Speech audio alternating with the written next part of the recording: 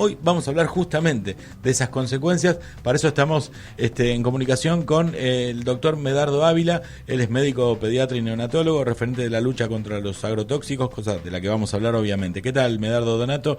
Y el equipo de aquí de Climato-Ilógicos te saludamos. ¿Cómo estás? Hola, ¿qué tal? ¿Cómo andan? Un gusto. Bueno, igualmente. Bueno, contanos, vamos a arrancar por ahí. Contanos cómo detectamos, cómo nos damos cuenta que empezamos a sufrir las consecuencias de un agua que está contaminada. Bueno, las aguas se contaminan con distintas sustancias, ¿no? Con materia fecal, con bacterias, con toxinas químicas, tanto producidas por actividades, digamos, productivas, como ser los agrotóxicos que se usan en el campo, pero también por toxinas que liberan, como ser algas, cianófilas, las algas verdes, que van cada vez eutroficando más la fuente de agua dulce en estas épocas de cambio climático, de calentamiento global y de crisis hídrica, ¿no? Que tenemos una crisis hídrica en Argentina muy fuerte, sobre todo en las zonas que no están vinculadas directamente a lo que es la cuenca del río Paraná. El resto del país está en una situación de déficit hídrico grande que se puede ver en una situación crítica en años que sean secos. Entonces, bueno, ¿cómo uno siente en la salud, en el cuerpo, que el agua está afectando o no?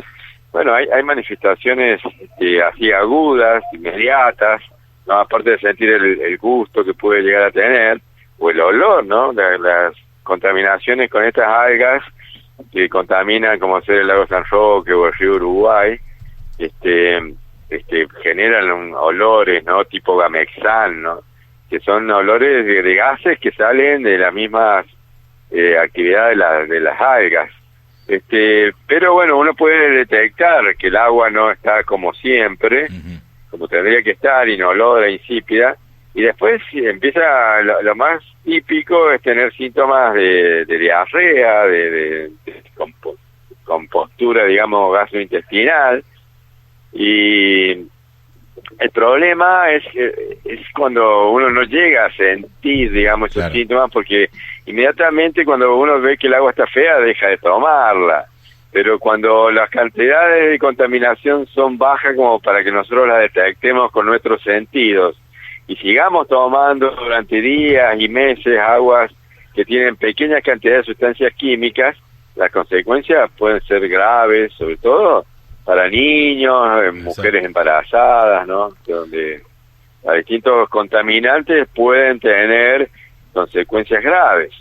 Claro, exacto, eso lo decías, Doc, los chicos son más vulnerables todavía a esto que puede contener el agua, ¿no?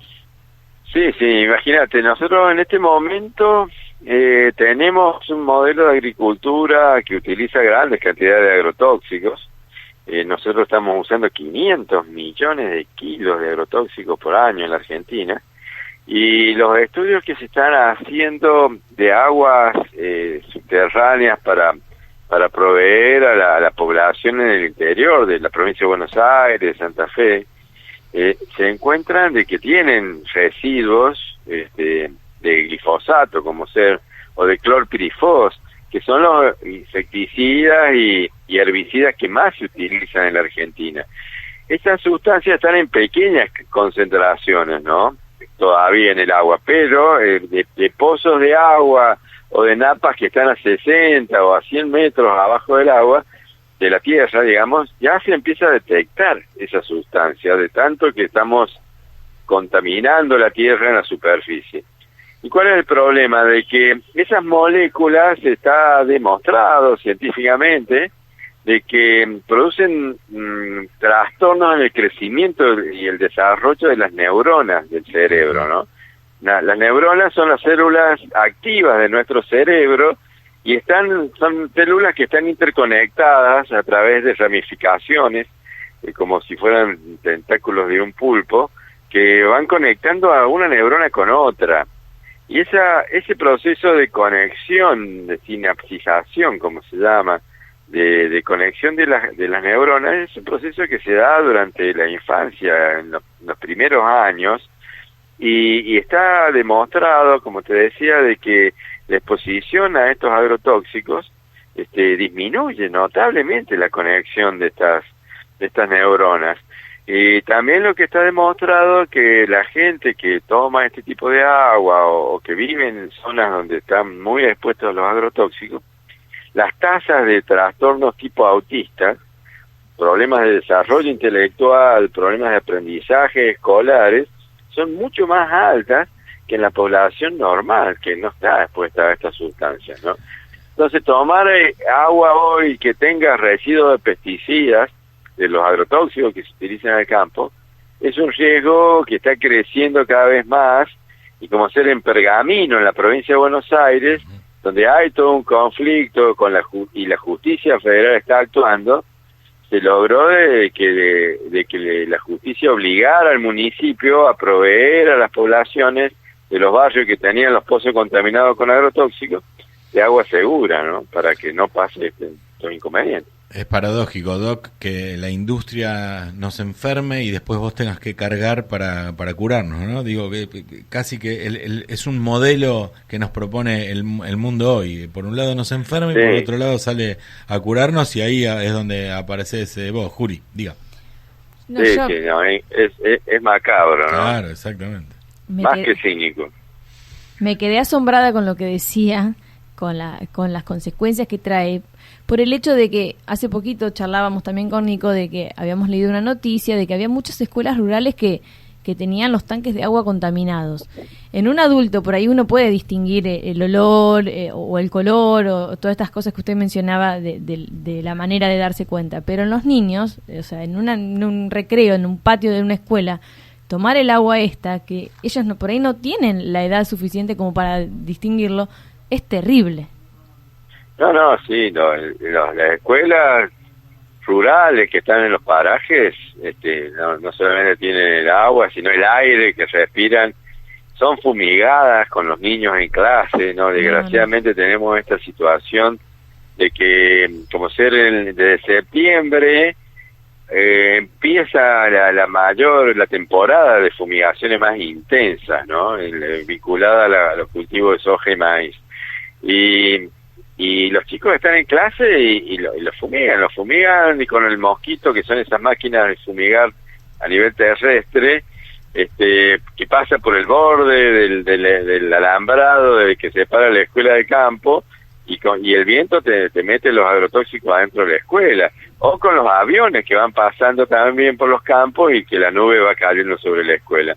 Nosotros tenemos un estudio hecho acá en Córdoba, en un pueblito que se llama Dique Chico, que hay una escuela que está fuera del pueblo, en la zona agrícola, y un grupo de investigadores del CONICET, de la Universidad de Río Cuarto, hizo estudio en 11 niños de esa escuela, se cogió células de la boca, de la mucosa de la boca, con una paleta, raspando suavemente, uno saca células de la mucosa de la boca, y encontró que el 100% de los chicos tenían lesiones de genotoxicidad. O sea, los genes de esas células estaban rotos, estaban alterados por la presencia de alguna sustancia, como el glifosato o el clorpirifos que ellos reciben en las escuelas. Esa situación los pone en riesgo de desarrollar enfermedades tipo cáncer, si esas células no son reparadas. Si ese daño genético no es reparado, esas células pueden empezar a funcionar de una forma anómala al resto de las células y convertirse en células que nos invadan y que nos desconozcan, como es que funciona la biología del cáncer. Pero bueno, por suerte la mayoría de las personas expuestas a los agrotóxicos logran defenderse de la agresión química y no se enferman, pero tenemos que muchos sí se enferman. Y en esa misma escuela, la directora está con un cáncer de mama bastante grave, y ella misma tuvo un hijo que hace unos 7 años murió de leucemia, que iba a la misma escuela y que era fumigado también, ¿no? O sea que realmente el riesgo que hay en las escuelas que están en los parajes del interior, que son los hijos de los trabajadores, de los campos, realmente es terrible, ¿no? La violación a los derechos de los niños y de los maestros es enorme. Sí, que sumado a eso, por ahí no tienen la facilidad de tener un hospital o una atención médica cerquita. Pero bueno, le hago una cortita, Medardo, que no le queremos robar más tiempo. O sea, ¿se planteó o hay una posible solución para esto, para que los campos, digamos, puedan fumigar sin perjudicar a la sociedad? ¿Qué sería? ¿La distancia sería la solución? Porque uno entiende bueno, hay dos planos, ¿no? Un plano es con el modelo ya instalado, generar medidas de protección para las poblaciones, alejando las fumigaciones de la periferia de los pueblos y también sacando los depósitos y las máquinas de fumigar de adentro de los pueblos, ¿no? Con esas medidas se ha logrado disminuir mucho la exposición, el contacto de las personas a los agrotóxicos. Y después lo que también ya estamos en esa lucha, más de 400 pueblos en Argentina han logrado ordenanzas o amparos judiciales que ya los protegen y le han disminuido la exposición a los agrotóxicos.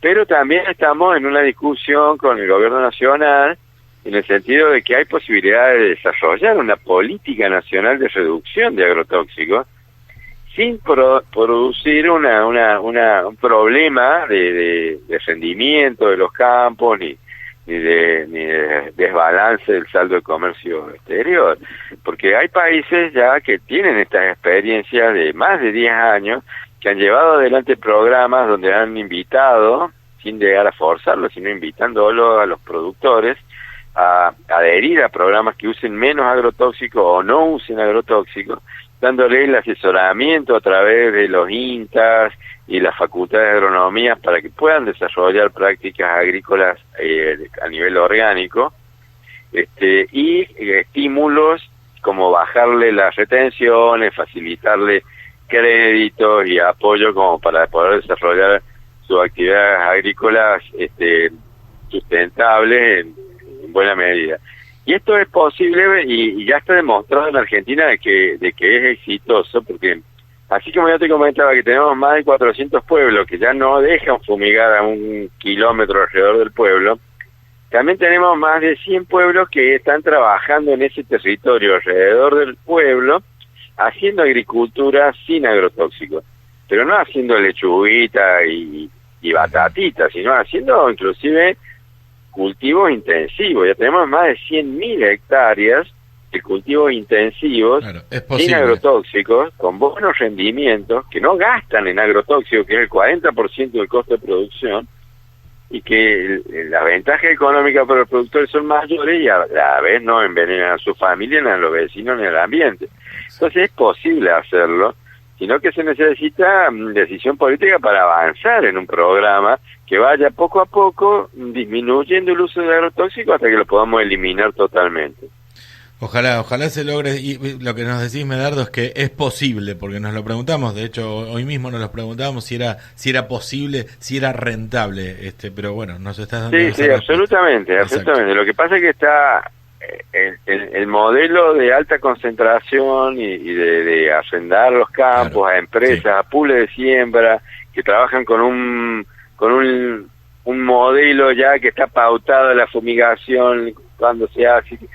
Ya es un modelo industrial que deja afuera a toda la población del campo y que se ha montado en función de que el Estado en realidad lo único que quería es atrapar un poco de la renta agrícola a través de las retenciones para pagar la deuda.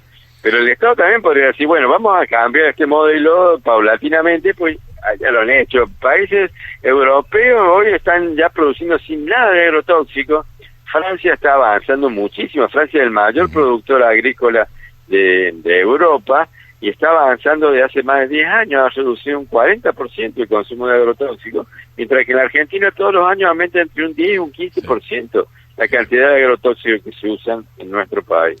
Medardo, te agradezco mucho la comunicación y volveremos obviamente a charlar contigo. De nuevo, un abrazo. Bueno, un abrazo. Adiós.